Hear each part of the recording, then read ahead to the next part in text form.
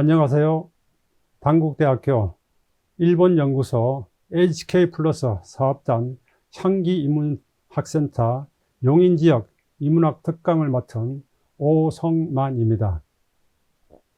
오늘 여러분과 나눌 강의 주제는 화가로서 가장 원숙한 시기를 용인에서 보낸 장욱진의 작품 세계와 현대 미술 이해라는 부분으로 가지고 강의를 하겠습니다. 먼저 짧은 시간 안에 장욱진의 작품 세계와 현대 미술 이해라는 주제에 대해 깊이 있게 논하기에는 주어진 시간이 매우 짧기에 맥락적으로 살펴보도록 하겠습니다. 자, 그러면 장욱진을 탐구해 보도록 하겠습니다. 새처럼 날고 싶은 화가, 어린아이의 해맑은 웃음처럼 그림을 그리는 화가, 소처럼 뚜벅뚜벅 그림 속으로 걸어들어간 화가 장욱진, 그를 한번 만나봅시다. 그는 1986년 봄에서부터 1990년 겨울까지 5년간 용인에서 살았습니다. 화가로서 가장 원숙한 시기라고 볼 수 있습니다. 그가 평생 그린 작품이 720여 점 정도 되는데 그중 3분의 1이 220여 점이 용인시에서 창작되었습니다. 장욱진다운 절정의 그림이 쏟아진 시기가 바로 이때입니다. 마북동 작업실은 장욱진의 화혼이 완성되는 의미심장한 예술의 성지입니다. 장욱진 고택은 2008년 대한민국 근대문화 404호로 지정되었습니다. 잠시 고택을 한번 탐방해 보도록 하겠습니다.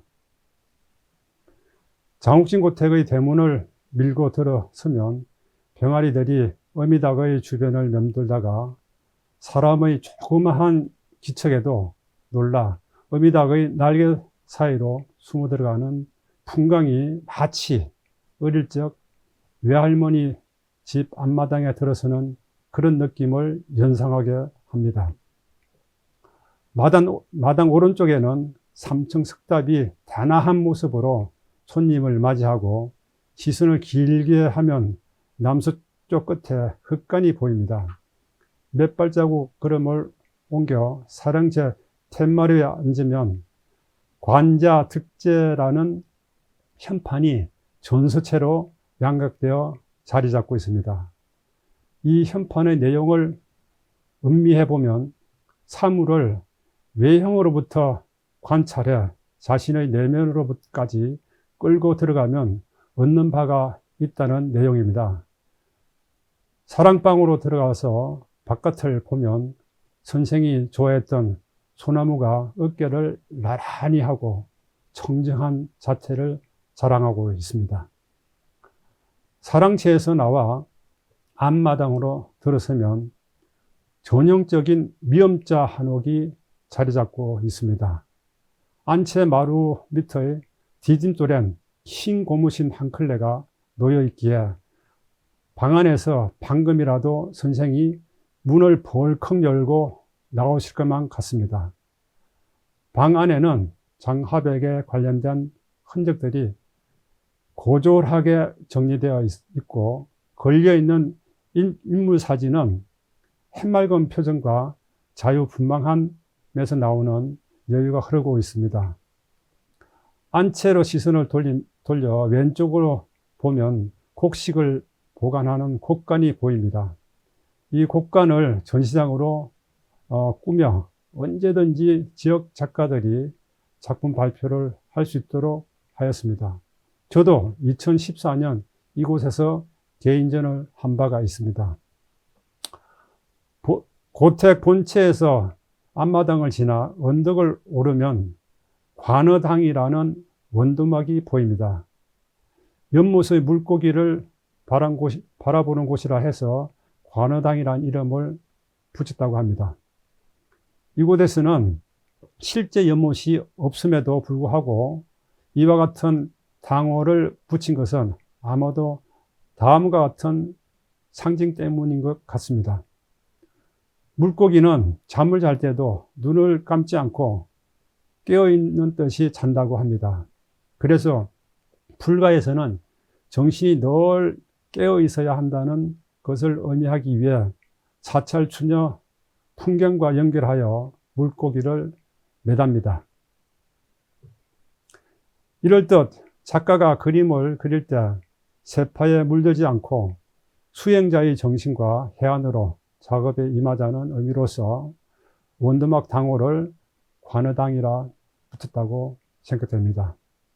이 현판은 국문학자 이실성 선생님이 장명하고 장하백이 직접 글을 그림 그리듯이 그리고 얇게 양각한 후 채색하여 제작한 현판이 되겠습니다.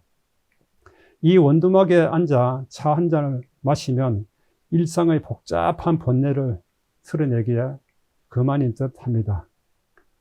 원두막을 지나 정갈하게 지어진 양옥이 보입니다.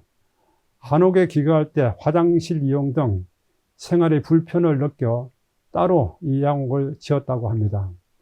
장하백이 구상하고 건축 도면을 그린 것을 토대로 하여 건축 설계가 이루어졌다고 합니다. 현재 전시장으로 활용되고 있습니다.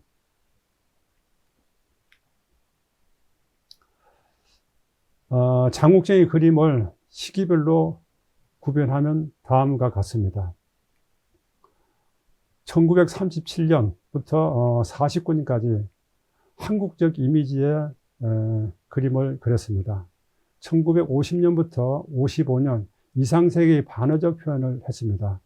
1956년부터 61년까지 공격적인 형태의 단순한 그림을 그리기 시작합니다. 1962년부터 64년 추상화를 실험하는 계기를 마련합니다. 1965년부터 72년까지 추상 이후의 정체성이 모색기라고 볼 수 있습니다. 1973년부터 79년까지 전통 해와의 경향성이 두드러집니다. 1980년부터 1985년 수묵화적 경향의 절정기라고 볼 수 있습니다.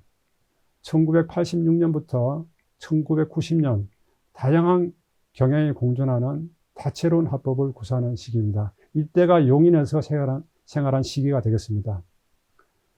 장욱진은 지극히 한국적인 소재로 해학적인 작품을 표출하였습니다. 동서양의 이분법을 탈피한 독창적인 화면 구성으로 독특한 조형 세계를 구축했다는 평을 받고 있습니다. 장욱진 작품의 특징을 한번 살펴보겠습니다. 보통 사람들은 그가 그린 그림을 보는 순간 나도 그릴 수 있겠다라고 말하며 만만하게 생각하는 그림이 바로 장욱진 그림입니다. 그러나 쉬운 듯 보여도 막상 따라 그려보려고 하면 내공으로 축적된 달관의 경지가 아니면 쉽지 않다는 것을 금방 알아차립니다. 첫 번째, 다시점의 표현. 다시점은 장욱진 그림이 지닌 대표적인 조형성입니다. 각각의 물체를 자유롭게 바라보는 시점을 하나의 화면에 그렸습니다.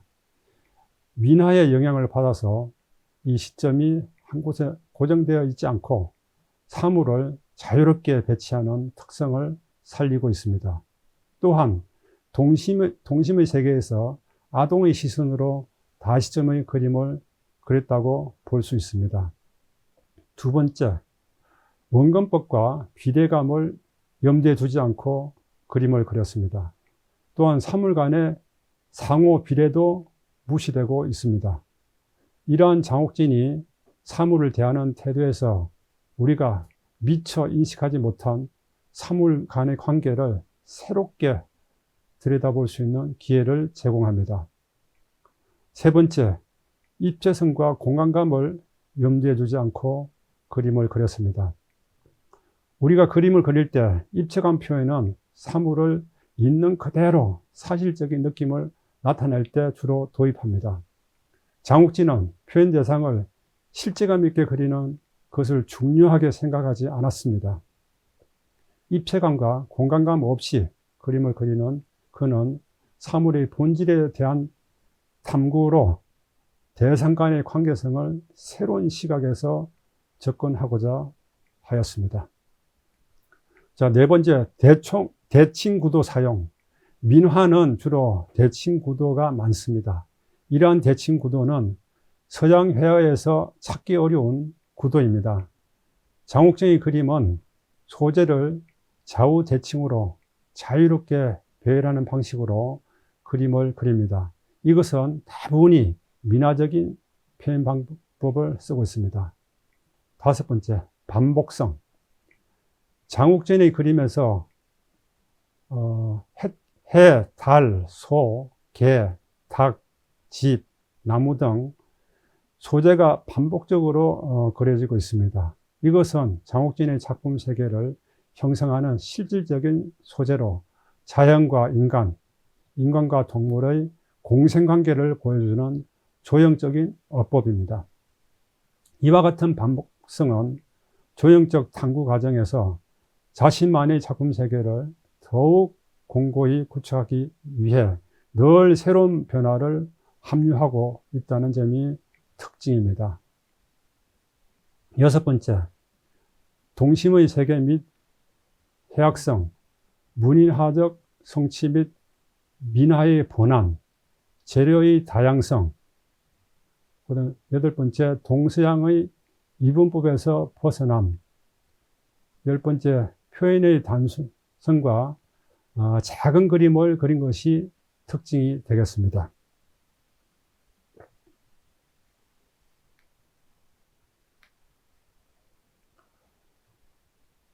장욱진 작품 세계는 다음과 같은 세계관으로 이어지고 있습니다. 첫 번째, 향토적 세계관. 두 번째, 동심의 세계관. 세 번째, 한국적 정서의 동물 소재 표현. 네 번째, 불교의 세계관. 다섯 번째, 문인화적 세계관으로 표현되고 있습니다.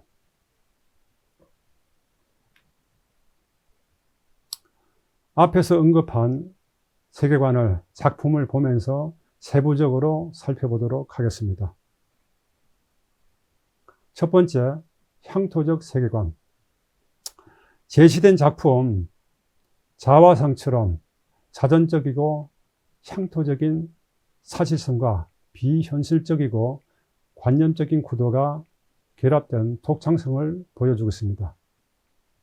그리고 그 외 작품들도 사람, 집, 주변 환경의 소박한 삶과 가식 없는 꿈을 단면적으로 표현하고 있습니다.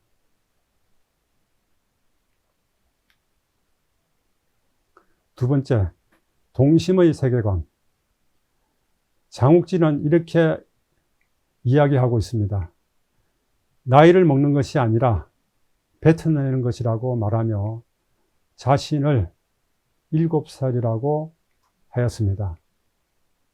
그래서 그는 투시도법에 따라 그림을 그리는 것보다는 아동화의 특징과 같이 알고 있는 대로, 생각대로, 느낀 대로 평면적이고 단면화된 방법으로 해학적인 표현을 하였습니다. 겉으로는 아이들도 그럴 수 있다고 할 만큼 평이해 보이지만 작가의 깊은 내공으로 새로운 조형적 가능성을 해화로 구현해낸 작가입니다. 한국적 정서의 동물 및 가족 소재 그림이 되겠습니다. 우리 민족의 삶과 문화에 친밀한 소, 돼지, 닭, 병아리, 개 등 동물들이 주로 그려지고 있습니다. 그가 그린 동물과 가축을 주제로 한 작품들은 우리 전통 문화 속의 한국적 정서를 담고 있습니다. 네 번째, 불교의 세계관. 장욱진 작품 세계에서 불교 색채가 강한 작품이 있는 것은 집안 어른들이 불심이 깊은 가정 환경에서 자라며 자연스럽게 물심이 몸에 밴 심성이라고 볼 수 있습니다. 불교 경향의 대표적인 작품으로는 진진묘와 팔상도의 작품에서 뚜렷한 특징을 살펴볼 수 있습니다. 1970년에 그린 진진묘는 새벽에 예불을 드리는 아내의 모습을 그린 것입니다. 진진묘는 이순경 여사의 법명입니다. 아내에 대한 내조의 은혜를 그림으로 표현한 작품입니다. 불신과 자연에 동화되고 욕심 없는 삶을 실천적으로 보여주면서 무념무상의 직관적인 세계를 표현했다고 할 수 있습니다. 다섯 번째, 문인화적 세계관. 문인화적 요소로 형식과 격식에 구애받지 않고 자유분방한 표현을 하고 있습니다.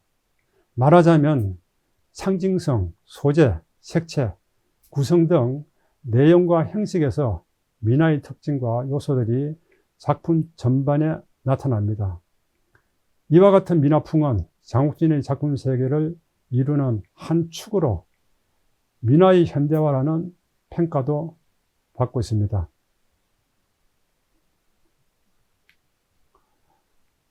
그는 평생 동안 4번의 작업실을 옮기며 생활합니다.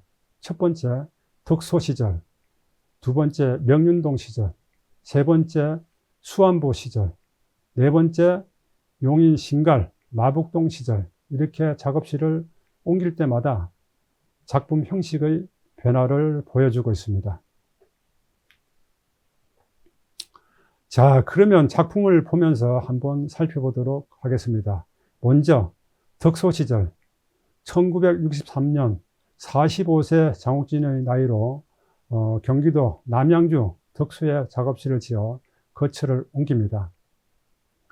1975년까지 12년간을 이곳에서 살았습니다. 덕소 시절은 작업 방향에 대한 정세성 모색이라고 볼 수 있습니다. 그리고 다양한 실험을 통해 독자적인 스타일을 구축하는 시기입니다. 전기도 들어오지 않는 오지에서 혼자 생활하면서 그린 그림들은 다소 외롭고 고독함이 묻어남을 느낄 수 있습니다. 자, 두 번째, 명륜동 시절. 1975년 봄, 그는 서울 명륜동 본가로 돌아옵니다. 가족을 몹시도 사랑했던 장욱진은 본가로 합류하면서 가족이 빈번하게 그림 소재로 자리 잡고 있습니다. 가족품의 따스함으로 인해 그림의 색채가 밝고 활달합니다. 그리고 도자기의 도화 작업과 먹성 기법의 도가적 소재를 통해 전통 회화를 단순화시키는 화법을 구사합니다. 불교적 이미지가 쉽게 나타나는 그림과 판화 제작에도 집중을 합니다. 세 번째, 수안보 시절. 이 시기에는 먹그림의 선묘 그림과 수묵화적 유화의 기량이 절정을 이룹니다. 유화 물감을 묽게 사용하여 먹의 농담처럼 사용하는 것이 특징입니다. 후기로 갈수록 점점 관념화되어 간다고 볼 수 있습니다.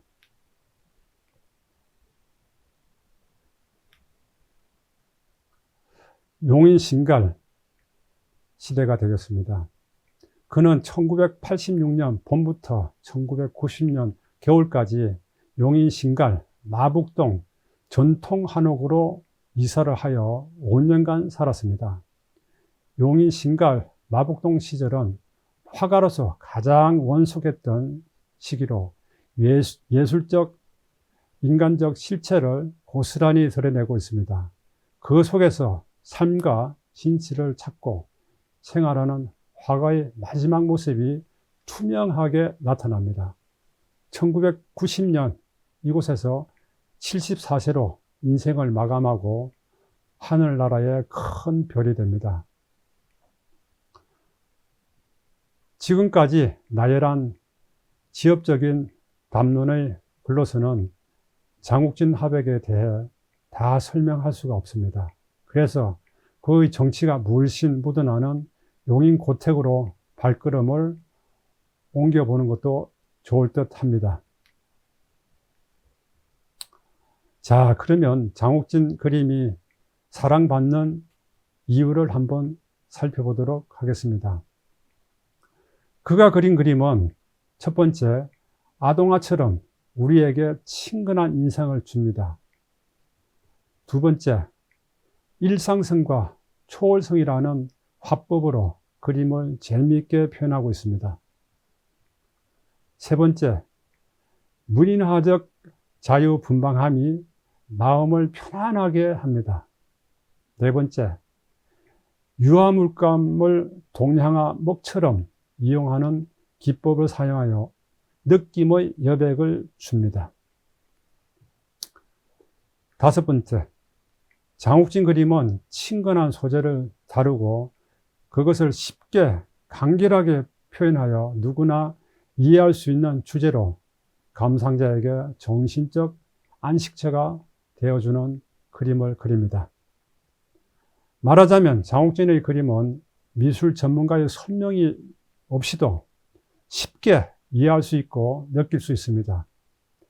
또한 마음을 움직이는 따스함이 그림 속에 있기에 많은 사람들로부터 사랑을 받는 것 같습니다. 여섯 번째, 자기 색깔이 분명한 개성이 강한 그림을 그립니다. 누가 봐도 아, 저 그림은 장욱진 그림이구나 할 정도로 개성이 강합니다. 장욱진 그는 동시대 화가들에 비해 행운아였습니다. 그 이유는 이렇습니다. 첫 번째, 이중섭에게 허락되지 않았던 아내가 있었고, 두 번째, 박수건에게 허락되지 않았던 살아생전의 명예가 있었고, 세 번째, 김한기와는 달리 고국을 떠나지 않는 삶을 살았습니다. 장욱진이라는 큰 금옥이 있기까지는 아내 역할이 크다고 볼 수 있습니다. 부인은 시각정성으로 남편을 내조했고 덕분에 그는 오로지 그림에 온 정신을 쏟을 수 있었던 행운아였습니다. 지금까지 장욱진의 작품 세계에 대해 맥락적으로 짚어보았습니다. 장욱진 작품은 보는 사람 누구에게나 쉽게 이해하고 인식할 수 있는 편안한 그림입니다.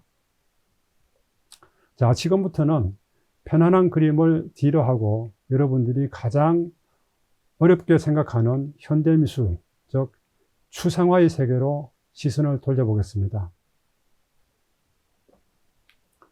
자, 그러면 현대미술 추상화에 대해 주목해 봅시다.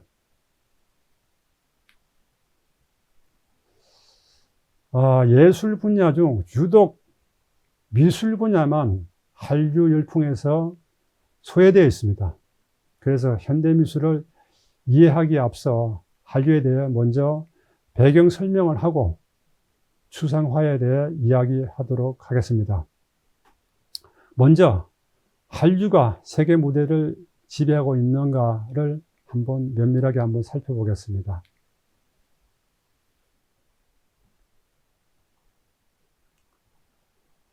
한류를 분류 한번 해볼까요? 한류 1기 드라마 겨울연가가 처음으로 한류 열풍을 일으켰죠. 용사마 배용준에 열광하는 일본 여인들이 팬미팅을 위해서 한국으로 대거 몰려왔습니다. 그리고 겨울연가 촬영지로 남이섬이 관광지가 되어 많은 사람들이 찾는 명소가 되었습니다. 두 번째 드라마 대장금, 우리나라 음식 문화가 한류 열풍을 일으키는데 일조를 하게 됩니다. 그리고 한국 음식의 우수성과 과학성을 드라마를 통해 세계에 알렸습니다. 한류 2기 K-팝. 첫 번째, 서태지와 아이들이 우리나라 가요계의 변혁을 일으킵니다. 그 여파로 두 번째, 강남스타일 싸이가 막춤으로 한류의 열풍을 일으킵니다. 싸이 춤은 어떤 곡에 맞춰 춤을 추더라도 다 맞게 되어 있습니다. 그것이 가장 특징적인 부분이 되겠습니다. 세 번째, 방탄소년이 세계 젊은이들을 열광의 도가니로 몰아넣습니다.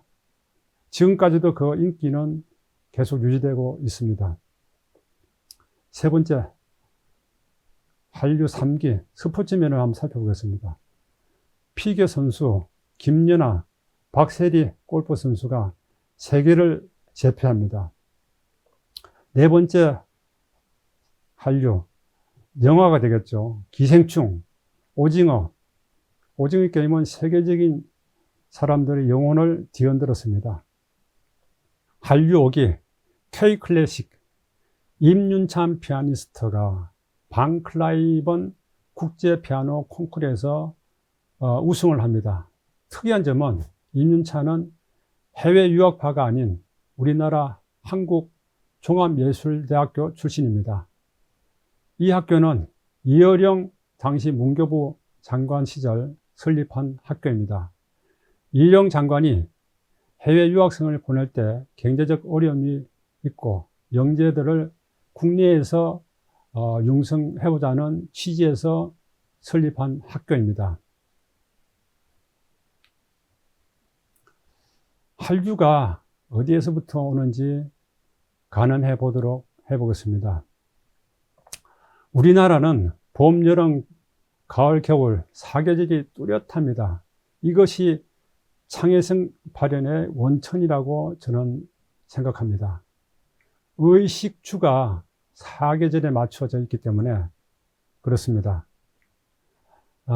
그래서 사계절에 맞는 옷을 신경 쓰면서 입어야 했고 때문에 패션 디자인이 발전하게 됩니다. 이를테면 아프리카 열대 지역의 사람들은 옷 하나로 1년을 보낼 수 있습니다. 그것은 기후와 기온의 변화가 없기 때문입니다. 두 번째, 사계절이 뚜렷하기에 그에 따른 음식 문화도 발전합니다. 여름철 부패를 막기 위해 발효되고 숙성된 저장 문화가 발전됩니다. 된장, 간장, 고추장은 모든 요리의 기본이 되고 있습니다. 우리나라 사람들은 돼지나 소 한 마리를 잡아도 똥만 빼내고 다 먹습니다. 머리는 머릿고기로 눌려서 먹고, 살진 곳은 살진 대로 먹고, 족은 족발과 사골국을 우려내서 먹고, 창자는 순대를 만들어 먹습니다. 대단한 민족입니다. 그리고 우리나라 문화를 어깨너머 문화라고 합니다. 반면 일본은 기록문화라고 합니다.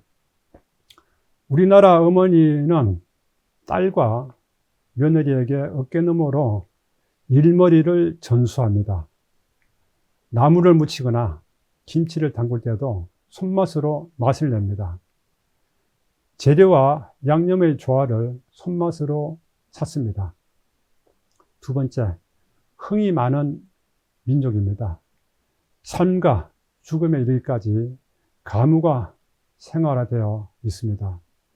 특히 소리 문화가 정착되어 민요, 우리나라 대표적인 아리랑, 농사를 지으면서도 농노를 부르며 농사를 지었습니다. 그리고 사람이 세상을 떠날 때 장례를 치면서도 소리를 하는 상녀 소리가 있습니다. 그 다음에 이사를 가거나 농사를 지을 때도 지신밟기로 합니다. 뿐만 아니라 무속인이 굿을 할 때도 사물놀이로 흥을 돋굽니다. 세 번째, 막문화가 융합된 문화가 발전을 가져옵니다. 막춤, 막걸리, 비빔밥, 막사발. 막춤은 어떤 가락에도 덩실덩실 흥겹게 춤을 출 수 있습니다. 강남스타일 싸이가 이 막춤에서 벤치마킹을 했다고 볼 수 있습니다.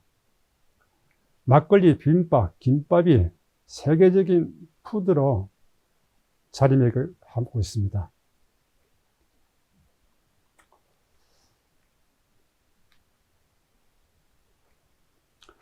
조선시대에 막 사발인 진주 몇 사발이 일본의 국보로 지정되어 있습니다.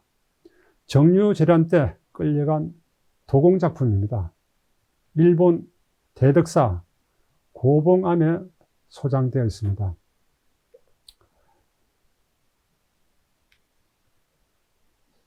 창의성을 발현하는 또 하나의 키워드는 한글입니다. 한글로 발음을 표기할 수 있는 것은 무려 8,800여 개라고 합니다. 일본 히라가나는 300여 개, 중국 한자는 400여 개라고 합니다. 한글이 IT 강국으로 일조하고 있습니다. 현재 SNS가 가장 발달된 나라가 대한민국입니다. 휴대전화기로 문자를 보낸다고 할 때, 예를 들면은 오늘 우리 집에서 만나요라는 문구를 보낸다면 한글은 5초에서 한 10초 정도, 일본, 중국은 40초 이상 걸린다고 합니다. 왜냐하면은 한자를 영문으로 번안시켜서 보내기 때문입니다. 그래서 시간이 더 많이 걸립니다. 우리나라가 IT 최강국이 될 수밖에 없는 까닭이 여기에 있다고 봅니다.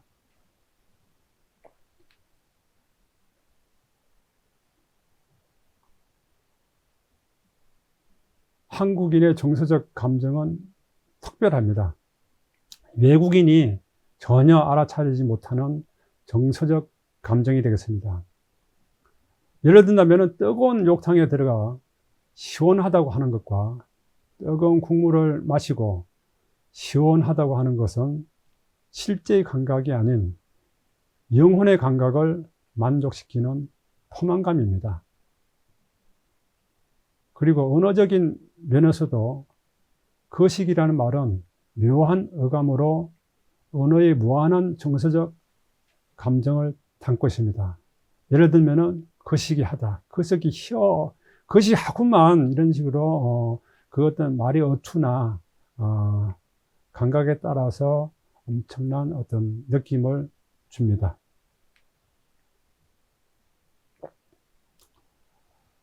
우리나라 사람들은 오감으로 모든 사물을 봅니다.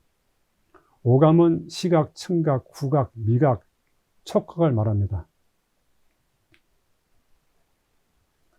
오감으로 본다는 것은 첫 번째 눈으로 본다, 시각이 되겠죠. 그 다음에 두 번째 들어본다, 청각이 되겠고, 세 번째 냄새를 맡아본다, 후각이 되겠죠. 맛을 본다, 미각이 되겠습니다.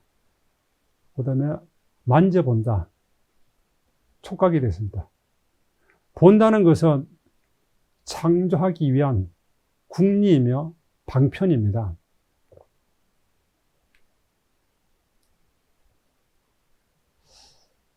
그림에 대해 두 가지 질문을 받을 때가 종종 있습니다.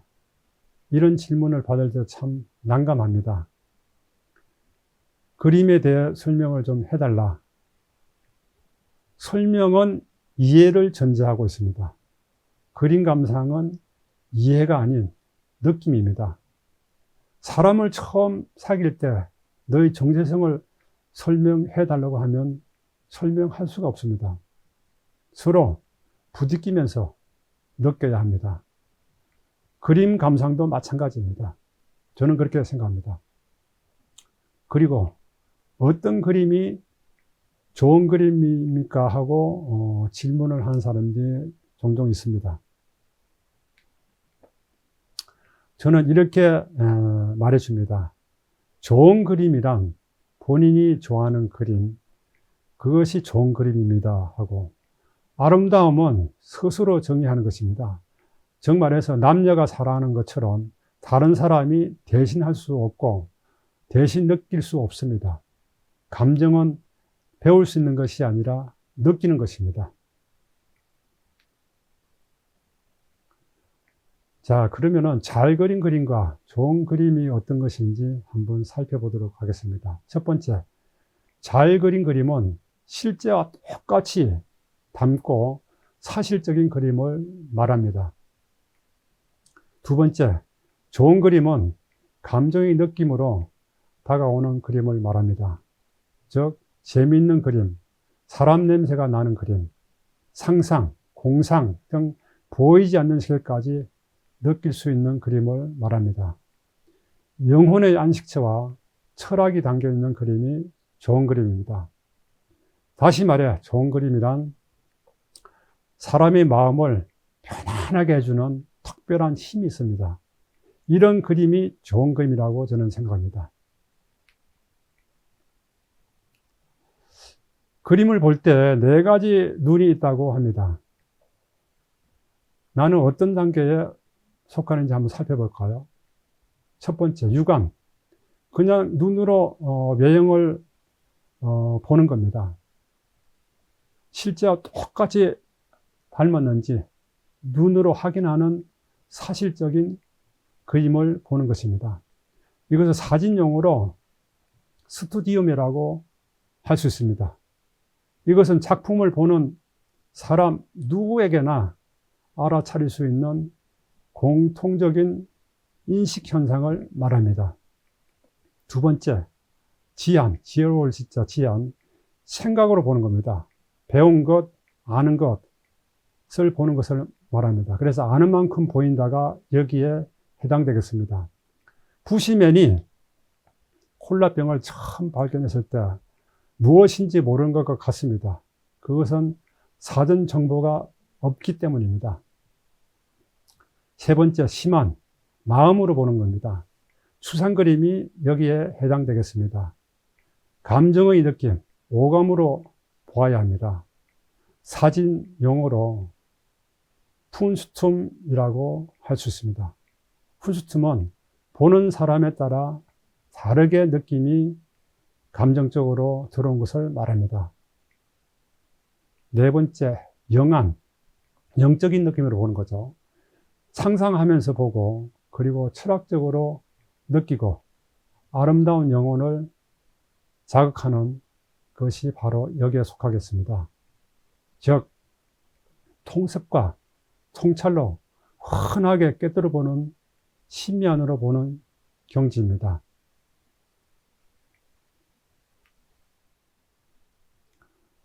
자, 그럼 그림을 제대로 감상하는 방법에 대해 살펴보도록 하겠습니다. 첫 번째, 감정이입. 내가 그림 속으로 들어가야 됩니다. 두 번째, 그림을 내 가슴 속으로 불려들여야 됩니다. 세 번째, 상상하는 대로 느끼게 됩니다. 네 번째, 대면하듯이 사람을 관찰하면서 보는 것입니다. 좀 더 세세하게 한번 살펴보도록 하겠습니다. 그림을 감상할 때 추궁하지 말고 추구하라고 합니다. 따지면 안 되겠죠. 이해하는 감상에서 느끼는 감정으로 감상을 해야 됩니다. 애인처럼 그림을 자세하게 사랑스럽게 보라고 합니다. 마치 거울 앞에 서서 자기를 들여보듯 보아라고 합니다. 그림을 보면서 내 마음을 강하게 끌어당기는 지점을 찾아야 합니다. 작품을 통해 작가의 영혼을 느낄 수 있어야 합니다. 설명할 수 없는 느낌이 묻어날 때, 그리고 무의식적으로 느끼는 미감이 나를 위로합니다. 내 경험의 가치를 알아가는 것이 미술 감상입니다.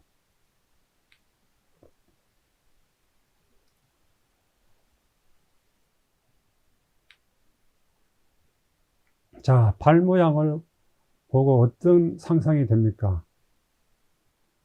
이처럼 미술을 감상하는 것이 감상기법이라고 보면 되겠습니다. 이 그림은 여러분들이 상상하기에 달려 있습니다. 사람이 서 있는 그 발 모양을 보고 그 몸의 제스처라든지 아니면은 어떤 여러 가지 우리가 생각을 할 수 있죠. 한 부분만 보여줌을 해서. 자, 그 다음에 두 번째 작품을 한번 보겠습니다. 여러분들 이 신윤복의 사시장춘이라는 그림입니다. 어떤 장면이 연상이 됩니까? 첫 번째, 제일 왼쪽에 있는 남자 신발을 한번 볼까요? 흐트러져서 흡한 느낌을 우리가 느낄 수 있죠. 두 번째, 왼쪽에 있는 나무잎을 한번 봅시다. 거친 그 필선으로 남성의 음모를 영상케 합니다. 세 번째, 왼쪽 폭포수는 여성의 은밀한 부분을 상징한다고 볼 수 있습니다.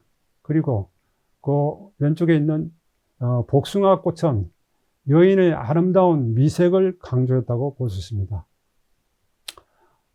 그 앞에 주한상을 들고 있는 댕기모레의 어린 몸종의 망설임은 난처하게 보입니다. 이 그림을 상황적 상상화, 즉 스토리텔링이라고 할 수 있습니다. 자, 지금부터 현대미술로 들어가 보도록 하겠습니다. 보통 사람들이 가장 어려워하는 그림 추상화입니다. 추상화는 서정적 추상화, 즉 말해서 뜨거운 추상과 기하학적인 추상, 차가운 추상으로 나눠볼 수 있습니다. 뜨거운 추상은 우연의 효과를 이용해서 표현한 것입니다. 그리고 기하학적 추상, 차가운 추상은 삼각형, 사각형, 원형과 같은 도형을 이용해서 작품화하는 것을 말합니다. 자, 작품을 보면서 이야기해 보도록 하겠습니다. 서정적 추상화의 뜨거운 추상화의 작가 잭슨 폴록, 우연의 효과로 표현합니다. 이 사람은 물감을 뿌리거나 흘려서 자유롭게 그림을 표현하는 사람이 있습니다. 굉장히 우연적인 요소죠. 의도한 대로 그린 것이 아니라 우연적으로 표현한 부분이 되겠습니다. 자, 다음 기하학적인 추상화의 차가운 추상의 작가 칸딘스키입니다. 이 칸딘스키는 음악적인 요소를 도입해서 기하학적인 형태로 작업을 하고 있는 작가가 되겠습니다. 이 칸딘스키는 사실적인 그림은 멜로디를 비교하고 추상적인 그림은 교양하게 비유하고 있습니다. 굉장히 웅장한 느낌을 느낄 수 있다는 얘기가 되겠죠. 그래서 칸딘스키는 예술가는 눈뿐만 아니라 영혼을 훈련해야 한다고 합니다. 감상가도 역시 마찬가지입니다. 눈과 영혼을 같이 훈련해야 좋은 감상을 할 수 있습니다. 자, 기하학적인 추상화의 대표적인 작가 몬드리안. 우리나라 한옥 문창살처럼 사각형을 이용하여 작품화했다고 볼 수 있습니다. 이것은 우리가 화면에서 보는 것처럼 나무의 형상을 점차 생략하여 마지막 나무까지를 연결한 결과물입니다. 그 어려운 추상화를 어떻게 그러면 감상을 할 것인가? 자, 그러면 추상화를 쉽게 감상하는 방법을 이야기해 보도록 하겠습니다. 예를 들어 우리가 깻잎을 한번 봅시다. 깻잎은 누구나 느낄 수 있습니다. 그 다음에 깨소금도 우리가 눈으로 볼 수 있고 느낄 수 있죠. 그 깨소금을 참기름으로 액기스를 만들어 놓으면 눈에 보이진 않죠. 이것이 무엇인지. 근데 우리가 냄새나 먹어보면은 그 냄새의 구수함을 직접적으로 가장 쉽게 감각적으로 우리가 느낄 수 있죠. 그래서 추상화는 바로 이와 같은 실체가 가지고 있는 본질의 액기스라고 볼 수 있습니다. 그래서 보통 사람들은 그림을 볼 때 자꾸 외형적인 것만 보고 그림을 느끼려고 하고 판단을 하는데 이 추상화는 이와 같이 액기스처럼 마음속으로 느껴보고 음식을 먹듯이 먹어봐야 됩니다. 자, 이 부분을 우리가 조금 더 철학적인 의미로 살펴보면 색적 시공, 공적 시색이라는 그 반야신경의 문구가 있습니다. 이 내용은 색이 공과 다르지 않고 공이 색과 다르지 않으며 색이 곧 공이요, 공이 곧 색입니다. 이 내용은 색은 여기서 말하는 색은 물감색이 아닙니다. 물감색, 채색을 얘기하는 것이 아니고 형상적인 물질, 즉 눈으로 인식할 수 있는 것을 말합니다. 뿐만 아니라 공은 실체가 없는 것, 눈으로 확인할 수 없는 것을 말합니다. 예를 들면은 바람, 냄새, 음식 맛, 사람 마음이 여기에 해당된다고 할 수 있습니다. 자, 그러면은 꽃을 한번 비교해서 설명을 해보도록 하겠습니다. 꽃은 색이고 현상입니다. 그 다음에 꽃향기는 공이 되겠죠. 눈에 보이지 않습니다. 그래서 우리가 보통 그 그림을 감상할 때 꽃만 보고 느끼려고 합니다. 그 꽃에서 나오는 향기가 무엇인지, 어떤 향기가 나오는 것인지 상상하고 비추어서 보는 것이 가장 중요합니다. 꽃그림만 그리고 그 실체인 공을 느끼지 못한다면은 그림에 대해서 잘된 부분이라고 할 수 없다고 봅니다. 자, 지금 이 오렌지가 보이죠? 이거는 아까 얘기했다시피 누구나 다 인식할 수 있는 수치적인 어떤 그림이라고 볼 수 있습니다.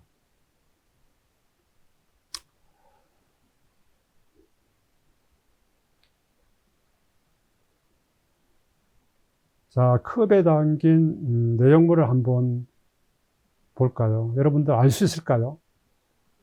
계란 노른자, 오렌지, 귤, 이것을 액기스로 만든 것입니다. 눈으로 보면은 확인이 잘 안 됩니다. 그래서 우리가 아까 얘기했다시피 맛을 보면은 금방 느낄 수 있습니다. 바로 추상화가 아까 그렇다고 얘기했죠. 눈으로만 하지 말고 마음으로 그 그림을 맛을 봐야 됩니다. 자, 지금 작품은 마크 로스코라는 작가가 그린 오렌지와 노랑이라는 작품입니다. 여러분들은 어떤 느낌으로 다가옵니까? 이것이 바로 우리의 추상화를 감상할 수 있는 한 예가 되겠습니다. 그림은 크게 형식과 내용으로 이루어져 있다고 볼 수 있습니다. 형식은 구조라고 할 수 있습니다. 정말해서 집을 예를 든다면은 형식은 집의 구조입니다. 그 구조 속에 잡다한 물건들은 내용이 되겠습니다. 그림 감상할 때도 마찬가지입니다. 그림의 형식과 내용에서 자신의 생각을 더하고 빼고 곱하고 나누기를 반복하면서 그림과 말하기를 계속 주고받으면 굉장히 재밌는 현상이 일어납니다. 그래서 우리는 그냥 눈으로만 보고 그냥 따지고 그 다음에 과학적으로 분석하고 추궁하듯이 이렇게 보는데, 이와 같이 더하고 빼고 곱하기 나누기를 반복해서 하다 보면은 자기만의 그림 감상법으로 다가옵니다. 여기에다가 조금 더 여러분들이 좀 좋은 그림으로 감상을 하고 싶다면 희노애락이 들어있는지, 그 다음에 시대정신이 들어있는지를 들여다보면 좋은 감상으로 다가갈 수 있습니다. 자, 추상화 감상법을 다시 한번 살펴보도록 하겠습니다. 내가 주인이 되어 감상을 해야 됩니다. 남의 느낌에 신경 쓰지 말아야 됩니다. 그래서 좀 더 세부적으로 살펴보면, 첫 번째, 이미지 철학. 추상화는 사람의 마음처럼 그 마음 안에 의미가 담겨져 있습니다. 두 번째, 엉뚱한 상상으로 자신만의 감흥의 세계를 느껴보는 것이 중요합니다. 세 번째, 따지거나 옳고 그름을 판단하지 말고 자신의 직관과 느낌에 맡겨야 합니다. 부분과 전체의 분위기를 보면서 음식의 간을 보듯이 간을 보면서 감상을 하는 것이 좋습니다. 다섯 번째, 나무만 보지 말고 숲도 보아야 합니다. 그리고 나무 뿌리까지 보아야 합니다. 그래야 깊이 있게 느낄 수 있습니다. 여섯 번째, 사춘기 때 남녀 간의 이성에 눈을 뜨듯이 스스로 눈을 떠야 됩니다. 남들이 이렇다 저렇다 할 부분에 신경을 쓰지 말고 자기 오감을 총동원하여 감상을 해야 합니다.